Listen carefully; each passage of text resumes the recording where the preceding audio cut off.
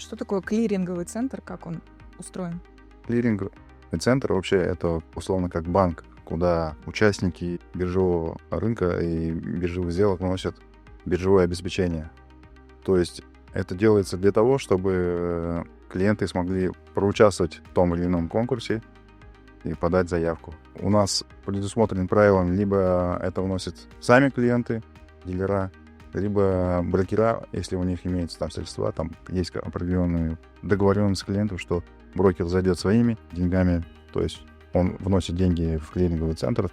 Как вообще в целом обеспечивают гарантию исполнения? У каждого клиента есть свой субсчет, куда эти деньги вносятся, и эти деньги аккумулируются там, блокируются по сделкам и разблокируются уже после того, как с двух сторон произошло исполнение обязательств.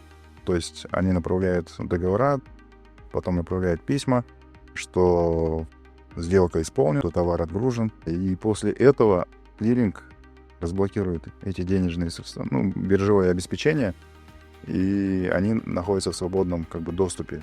Клиент либо выводит эти деньги обратно к себе на счет, либо оставляет их на следующие торги. Тем самым здесь идет гарантия исполнения с обеих сторон.